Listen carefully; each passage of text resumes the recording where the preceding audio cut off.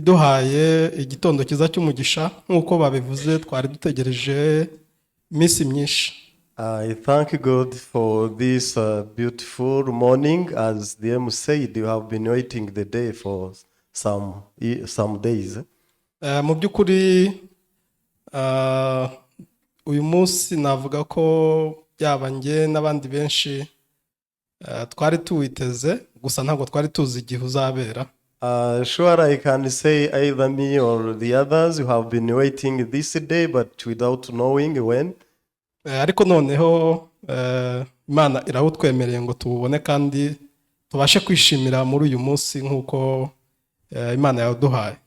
But finally, God has allowed this so that we can be happy together. Ndashaka gutanga ubuhamya mu byiciro bibiri. Icyiciro cya mbere ndakomoza ku uburyo nakiriye agakiza ariko nko mu minota itarenze 3. Icyiciro cya kabiri ndaza gukomoza ku kwizera n'igihe mu itorero n'imirimo ikomeye naboneye mu itorero. So my testimony will have two parts. First of all, I will share how I received this salvation, and secondly, I will also share how I learned faith in the church. Nakiriye agakiza binyuze mu babwiriza butumwa bwiza. Namenye neza ibyo Yesu yakoreye ku musaraba kandi ngiye yabikoreye. I received the gospel through the preachers, and I came to know that what Jesus did on the cross was for my sake. Mu by'ukuri Satani yaduhumije amaso uhereye tukivuka, ntabwo twigeze tumenya neza ikibazo cy'icyaha cyacu, uko rero ntabwo twashoboraga kwakira imbabazi z'icyaha kandi tutanakiza. Surely the devil made us blind after our birth. That's why we didn't know the issue of a sin exactly and how we can come out of it. Twari tuzi ko icyaha cyacu ari cyo twakoze, ari uko ibyo twabayemo tumaze gukura, ariko Bibiliya yivuga yuko twaremanywe gukiranirwa kandi twavukiye mu cyaha. So we used to think that our sin is the evil deeds or action we commit, but later the Bible clearly shows us our sin was even before we were born under sin. Tumaze gutahura icyo ngicyo kubw'ijambo ry'Imana, twashoboye rero kwakira imbabazi z'icyaha.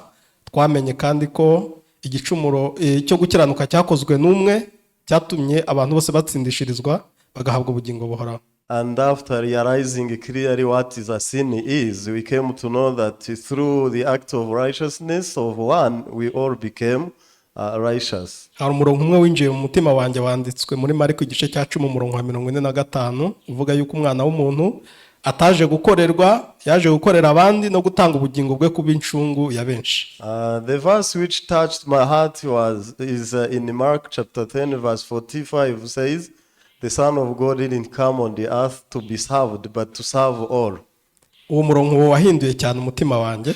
And this verse changed greatly my heart. Amwe n'indi mirongo myinshi nashoboye kugira icyizere cy'ubugingo buhoraho, basha kumenya ko ndi umukiranutsi, ndi umuntu wera, ndi umuntu utunganye kandi iteka ryose. And with some other verses I came to realize that I'm a pure, holy, and I'm righteous eternally, and I have assurance of eternal life. Hallelujah. Hallelujah. Naje kwinjira mu itorero, mu by'ukuri navuga ko nubwo naje mu itorero ariko ntabwo nari mfite kwizera kuri ku murongo. Naje gutahura rero ko kuba mu itorero ariho twigira kwizera. Later I joined the church. I can say that I had my faith life was disorganized, and then on I learned how I can be organized when I'm running from the church. Abantu benshi bamaze kwakira agakiza batekereza ko ari ryo tangiriro rikaba n'iherezo, ariko mu by'ukuri ntago ari byo. Yabiza ko bari ibyo ntabwo twari dukeneye itorero. Niyo mpamvu Imana yaduhaye itorero kugira ngo twigiremo kwizera mu buryo bwuzuye kandi tunabona imirimo ihebuje nk'uko byanditswe ngo muzabona kandi muzakora ibiruta cyane ibyo nakoze. So many after they receive the gospel, they take it as the beginning and the end. Yet this is not the truth. That's why God has given us the church to run and to see the works of God. As Jesus said, we will do even the greater thing. Icyiciro cya kabiri cy'ubuhamya ndashaka kuvuga kuri uyu munsi cyangwa se n'ibyo twari dutegereje mu by'ukuri binyuze muri uko kwizera twigiye mu itorero. The part 2 of my testimony is this day we have been waiting. Mu by'ukuri mu mwaka w'ibihumbi 2013 2014 nibwo igitekerezo cyo kugura ubutaka cyaje mu mitima yacu kinyuze ku mushumba. This mind of having our own land came to us from the senior pastor in the year 2013 and 14. Rero icyo gihe twari bene data bake kandi na mikoro yari make cyane no kwizera kwacu kwaranyeganyagaga icyo gihe. So that time we were few and having no financial ability, even we were weak in terms of faith. Rero ndibuka ko umushumba mukuru wacu yatubwiye ko yabonanye na Pastor Oxpark washinze fondateri w'itorero ryacu ku isi, amubwira ko itorero ry'u Rwanda agomba kubatoza nibagera ku mubare ushyitse abantu 100 bazakora imirimo ikomeye cyane kandi ihebuje.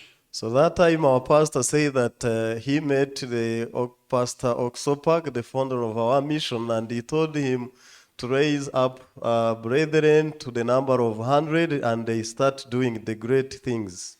Rero yatubwiye ko mu by'ukuri Imana igiye gukorera cyane mu itorero ryacu, ariko twebwe ntabwo twabibonaga, ahubwo icyo twabonaga zari imbogamizi zitandukanye zari zituri imbere. And that time we say that God is going to work greatly in our church, but we have been only seeing the challenges we faced. Twari dufite imbogamizi nyinshi, umubare muto, kwizera kunyeganyega, ndetse mu by'ukuri n'imyumvire yacu yari iri hasi. Bamwe muri twe twari tunyuzwe no kwibera hano turi.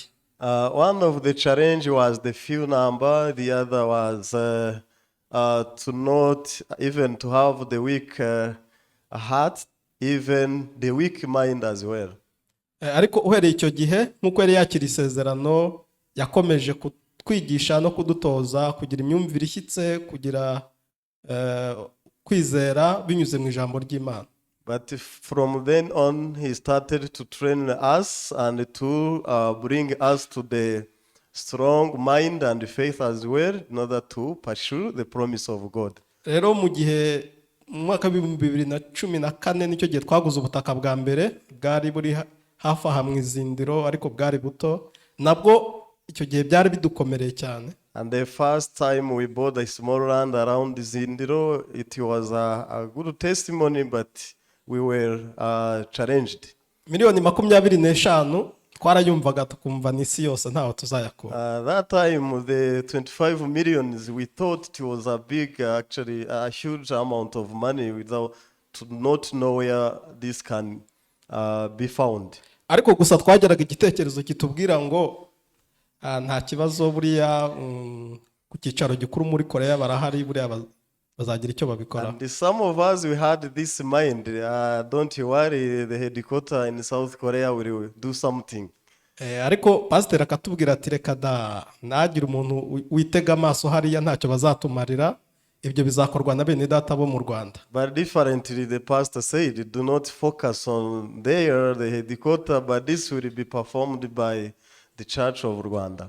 Ahubwo Imana irashaka ko bene data bo mu Rwanda biga kwizera binyuze muri iki ngiki, tugomba kwiga kwizera binyuze muri iki ngiki cyo kugura ubutaka, ari twe ubwacu tubwiguriye nta muntu turebye. Instead, God wants to train us in faith in order to buy this without expecting any other person. Mu by'ukuri twabashije kubugura, ariko igihe kigeze cyo kubwubaka tubona ikindi gitekerezo gishyashya cyadutengushye cyane. Finally we bought the land, and the time of building the land we also received the other idea which challenged us much. Ati reka dati pastor umushumba mukuru wo muri Korea yavuze ngo ni buto cyane ngo muzabugurishe muguru ubundi. So again pastor came with another news saying the pastor said this is a small land, you need to sell it and buy the bigger one. Mu by'ukuri icyo gihe mu batengushywe nari ndimo, icyo gihe n'abandi benshi twaravuga tutese ubutaka buto muri Kigali burana ubutaka buto gute koko. So actually I was among of those who were disappointed by that message, saying where else shall we get a bigger land than this. Icyo gitekerezo twakimaranye iminsi myinshi, bisa nkaho tutabyumva kimwe n'umushumba ariko ubwo nyine byari byamaze kwanzurwa. So we spent some time having that different mind, but actually it was decided already. Gusa nawe yavuze ko yatengushywe, nawe yumvaga ari imirimo ikomeye. Rero ubwo yadusangizaga umutima ko nawe yatengushywe ariko ari gukurikira ubuyobozi bw'Imana, binyuze muri uko kudusangiza ubuhamya twashoboye gutangira nanone ibindi bitekerezo bishya. But the senior pastor also testified to us that he was challenged by that news, and then we followed him to work on that new idea given. Igihe kinini cyarashize twibaza aho tuzakura ubutaka bunini muri Kigali. Mu by'ukuri twari turi kumwe icyo gihe kumvaga ahari bitazashoboka, tukabunza amaso tukareba hano hadukikije mu nce z'ibyaro, tugatekereza ko ariho hantu twajya kugura ubutaka. From that time we had been searching around, and we had this mind we will go far from the town, at least we can get gusa ndatinze Imana muri covid yaje kutwereka ubutaka bunini cyane burenga hegitari hano hafi cyane. Ibyo rero byo mu by'ukuri twabifashe nk'ikintu cy'igitangaza gikomeye cyane. And in the time of COVID-19, God showed us the big land around, and it was a great miracle. Kuko ni ubutaka butwegereye, nubwo bwasabaga amafaranga menshi ariko nabwo kububona twumvaga mu by'ukuri ibyo bitazadushobokera, ariko twatangiye gutekereza ko Imana bwigiye kubikora kabaye. It is a big land actually. We didn't know, we were happy just to find the land without knowing where the money to buy it will come from. Imana yadukoreye igitangaza kuko mu gihe twabubonaga cyangwa se muri iyo minsi aribwo twabonye n'umukiriya wa bwa bundi bwa mbere, nuko mu buryo bw'igitangaza itorero ry'u Rwanda ryongera kubona ubutaka bunini kandi buvuye mu itorero ryacu. Miraculously, we got the land and we got a buyer of our former land, and again God did the great work in the Church of Rwanda. Subwo mwakoma amashyi mukayakomera Imana.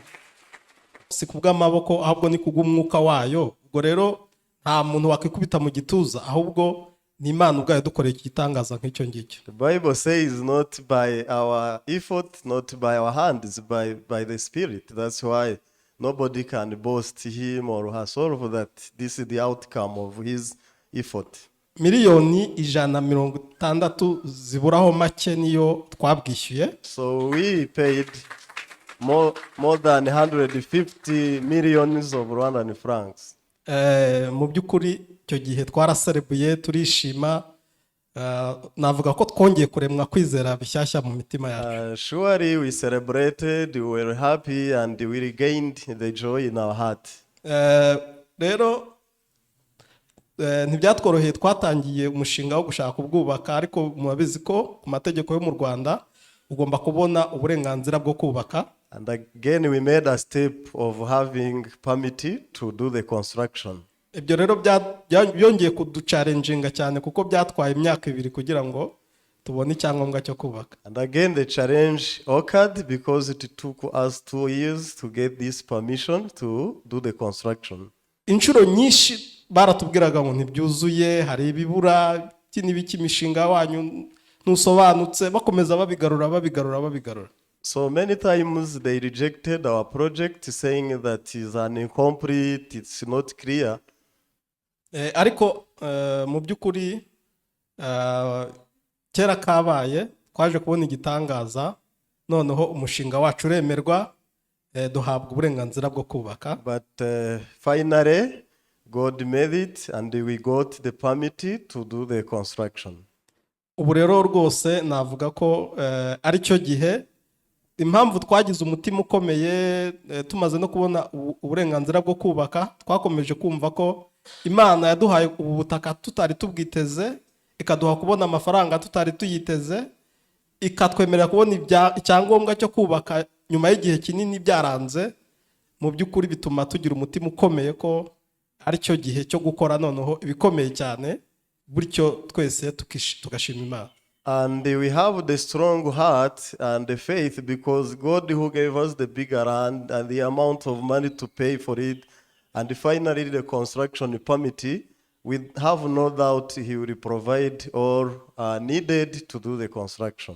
Bene data, umuntu wese uri hano, umuntu wese wabayeho yumva iby'Imana igenda ikora, iki ni cyo gihe cyo kugira ngo nanone twongere tubone icyubahiro cy'Imana binyuze muri iyi nyubako.